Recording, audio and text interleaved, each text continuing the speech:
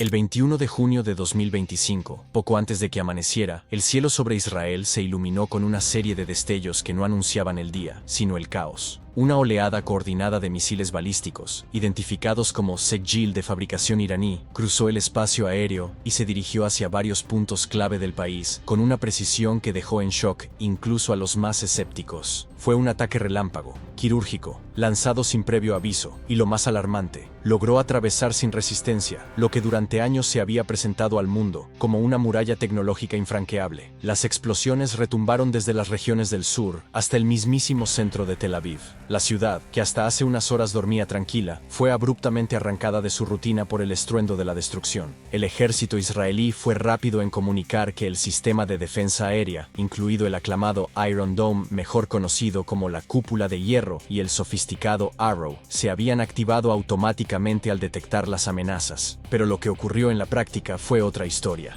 Decenas de videos grabados por civiles muestran los misiles cruzando el cielo sin obstáculos, sin contramedidas visibles. El Iron Dome estaba activo, sí, pero como si estuviera viendo Netflix, dijo un testigo con voz temblorosa, tras grabar desde su ventana cómo uno de los proyectiles pasaba directamente por encima de su barrio sin ser interceptado. La incredulidad se mezclaba con el miedo, y lo que antes era símbolo de orgullo nacional se convirtió en objeto de burla y frustración. Los radares detectaron el ataque, pero la respuesta defensiva, por razones aún no esclarecidas, fue casi inexistente. Los impactos no fueron aleatorios, alcanzaron instalaciones militares, centros de comando, nodos de telecomunicaciones, subestaciones eléctricas y depósitos logísticos esenciales. En apenas minutos, parte del país quedó sumido en la oscuridad, tanto literal como estratégicamente. Las cifras preliminares, aunque cambiantes y aún confusas, hablan de cientos de víctimas mortales y miles de heridos. Hospitales abarrotados intentan funcionar sin electricidad estable, y el personal médico improvisa quirófanos con linternas y generadores portátiles. Las defensas civiles, entrenadas para escenarios de guerra, se vieron completamente sobrepasadas. Una escena en particular se volvió viral, una multitud corriendo por el centro de Tel Aviv mientras se escuchaban sirenas y explosiones al fondo. Un residente describió la situación con una mezcla de humor y desesperación. Es como hacer fila para un concierto, solo que esta vez los boletos son misiles y no hay salida de emergencia. El primer ministro Benjamin Netanyahu no tardó en hacer acto de presencia. Apenas unas horas después del ataque, con el país aún digiriendo el horror, apareció ante las cámaras desde un búnker subterráneo en Jerusalén.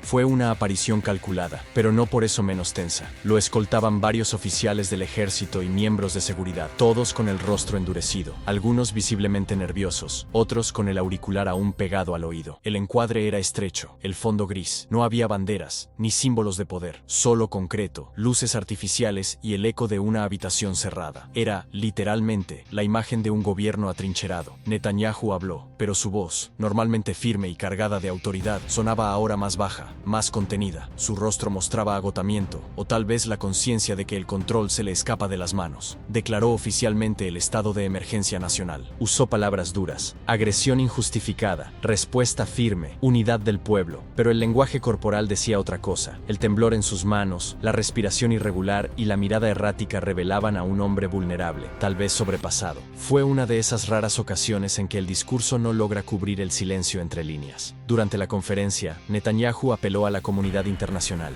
Dijo que Israel había sido atacado sin provocación, que se trataba de una amenaza no solo para ellos, sino para la estabilidad del mundo libre. Pidió respaldo, condena global, solidaridad activa, pero las respuestas no estuvieron a la altura del dramatismo del momento. Washington, su principal aliado histórico, emitió un comunicado con el lenguaje típico de la diplomacia fría: profunda preocupación, llamado a la moderación, seguimiento constante. Ni una palabra sobre apoyo militar, ni un compromiso explícito, solo un mensaje entre líneas: que no respondan, por ahora, que mantengan la cabeza fría. Fuentes dentro del Departamento de Estado, hablando bajo anonimato, admitieron que una reacción impulsiva de Israel podría ser el primer paso hacia una escalada global. Uno de ellos fue más claro aún: este no es el momento para héroes, es el momento para no cometer errores. En otras palabras, Israel debía contenerse, aunque le estén lanzando fuego. En lugar de apoyo militar inmediato, Netanyahu recibió palabras cuidadosamente calibradas para sonar empáticas, sin comprometerse a nada. Eso pareció afectarlo. Su imagen, habitualmente autoritaria y controlada, se desmoronó frente a millones de espectadores. Algunos lo compararon con un operador de call center en su primer día, sin guión, sin instrucciones, y con la línea telefónica cortándose cada 3 segundos. En redes sociales, la reacción fue tan veloz como implacable. En cuestión de minutos, hashtags como Iron Doom se volvieron tendencia mundial. Los memes brotaron como hongos, desde caricaturas de escudos de juguete hasta comparaciones con videojuegos mal programados. La burla, el sarcasmo y la indignación confluían en una ola digital que ridiculizaba al gobierno y, por extensión, al orgullo militar del país. En los pasillos del poder, bajo la luz parpadeante de oficinas improvisadas y salas de crisis abarrotadas, se respiraba más incertidumbre que estrategia. Los principales asesores de seguridad, jefes militares y ministros del gabinete se reunían entre mapas arrugados, pantallas con imágenes satelitales y hojas de cálculo que ya no servían para prever nada. Todos hablaban, todos proponían, pero una pregunta, silenciosa y persistente, flotaba por encima de todos. ¿Cómo responder sin quedar completamente expuestos? Porque lo sabían, un movimiento en falso podría significar el fin de lo poco que aún se mantenía en pie. Hasta ahora, no ha habido una represalia directa contra Irán, no porque no se quiera, sino porque el costo sería incalculable. Las fuerzas de defensa israelíes, aunque duramente golpeadas, aún mantienen capacidad operativa. Iniciaron de inmediato una fase de reagrupamiento, tratando de analizar lo ocurrido, reparar sistemas dañados y restablecer comunicación con unidades aisladas. Pero el verdadero daño no está solo en los radares o los hangares destruidos. El golpe ha sido interno, emocional, psicológico. Los soldados, muchos jóvenes sin experiencia real de combate, están conmocionados, no por miedo a morir, sino por la sensación de haber sido sorprendidos, de que todo lo que entrenaron no sirvió en el momento clave. Algunos han confesado sentirse engañados por una falsa sensación de superioridad que hoy se ha evaporado, y no solo ellos. En las ciudades, la población también ha comenzado a dudar. La certeza de que el Estado los protegería se ha roto. La imagen de un país invencible, blindado, preparado para todo, se ha resquebrajado como vidrio bajo presión.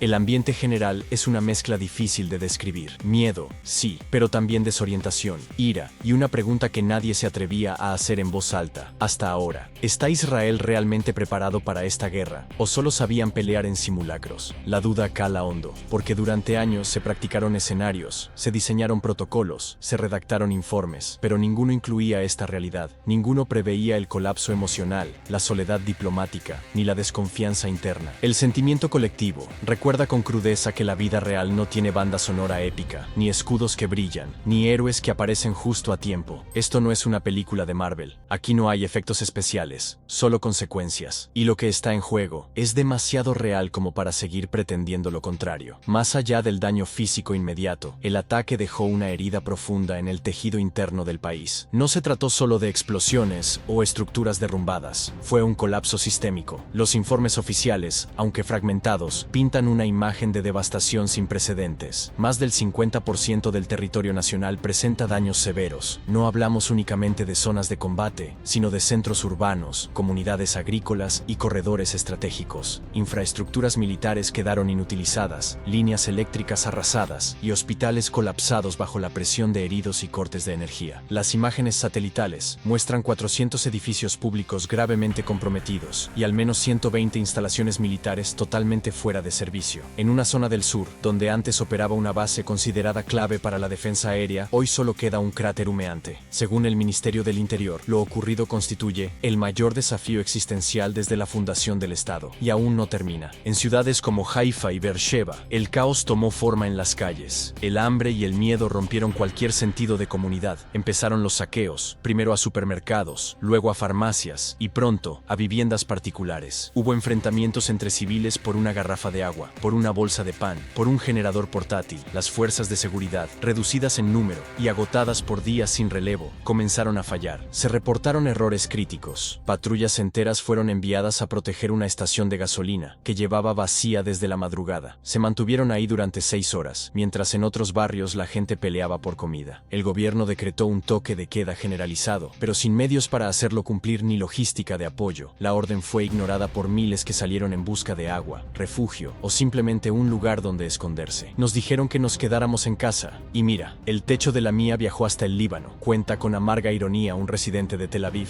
mostrando desde su celular una foto de su barrio reducido a escombros. Su testimonio, compartido por miles, resume la sensación de abandono abandono que atraviesa al país. La confianza en las instituciones, ya debilitada por años de tensiones internas, se ha resquebrajado por completo. La gente ya no espera que alguien llegue a rescatarla. Solo intenta sobrevivir otro día más. La información oficial se volvió casi un rumor. Los comunicados del gobierno, breves y ambiguos, llegan tarde y sin respuestas claras. La población, sumida en la incertidumbre, prefiere guiarse por mensajes de voz en WhatsApp, donde vecinos, familiares o conocidos difunden advertencias, rutas seguras o alertas de nuevos ataques. En redes sociales circulan más audios que comunicados oficiales. Nadie espera que Netanyahu hable en cadena nacional. Ya nadie lo escucha. Los medios públicos funcionan a media máquina, con estudios dañados o evacuados, y el contenido es repetitivo o censurado. El aeropuerto Ben Gurion cerró por completo. Los vuelos fueron desviados a Chipre, y muchos pasajeros quedaron atrapados sin retorno ni destino. El sistema ferroviario se detuvo en seco. Las autopistas están bloqueadas por vehículos abandonados, maletas abiertas y señales caídas. Es como si el país hubiese pulsado el botón de pausa, pero la tragedia siguiera corriendo. Lo único que permanece activo en Israel es la mala noticia. Cada hora hay una nueva. Dentro del ejército, el ambiente también se quiebra. En las últimas horas, varias figuras retiradas del alto mando militar han alzado la voz con críticas demoledoras. Denuncian que el conflicto actual no fue producto del azar, sino del descuido. Hablan de una cúpula militar que se volvió complaciente, donde las reuniones estratégicas eran apenas un trámite, y las decisiones se tomaban por intuición, no por inteligencia táctica. Un exgeneral, bajo anonimato, lanzó una frase que ha resonado con fuerza. Solo leían la primera y la última lámina para aplaudir en la reunión.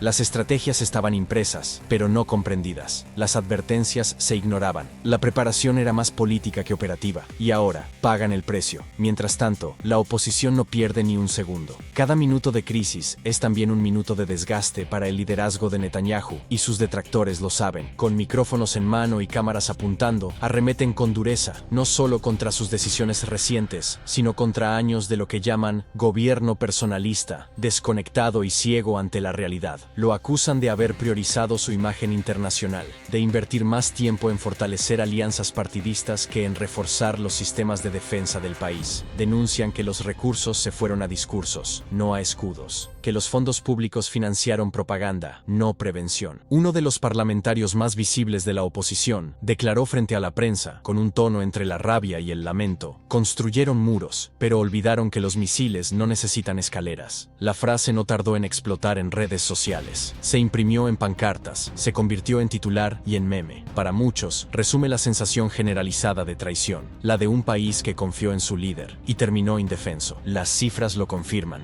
Un sondeo de emergencia, llevado a cabo por una universidad con prestigio en estudios sociales, arrojó un resultado demoledor. El 65% de los israelíes considera que Netanyahu es incapaz de manejar esta crisis. No se trata solo de la oposición política, es la calle. Son ciudadanos comunes, votantes de ayer, que hoy sienten miedo y frustración, que ya no creen en las promesas ni en los discursos grabados desde un despacho blindado. Y mientras la imagen del primer ministro se desmorona internamente, también se debilita en el escenario internacional. Fuentes cercanas a su entorno más íntimo revelaron que, apenas comenzaron los ataques, Netanyahu realizó múltiples llamadas desesperadas a líderes mundiales. Quería apoyo, respaldo, ayuda urgente. En menos de 2 horas, intentó contactar 3 veces con la Casa Blanca, pero del otro lado, la respuesta fue seca y burocrática. Estamos en reunión económica, hablemos más tarde. Después vinieron los intentos con Francia, Alemania y Reino Unido. Pero las respuestas fueron iguales o peores. Silencios largos, promesas sin fecha, correos diplomáticos sin urgencia. Nadie quiere comprometerse, nadie quiere hundirse con un barco que ya muestra grietas. Netanyahu, acostumbrado a moverse con soltura entre los grandes del mundo, se encuentra ahora rodeado de teléfonos que suenan, pero que nadie atiende. En la sede de la ONU, el desconcierto fue el único punto en común.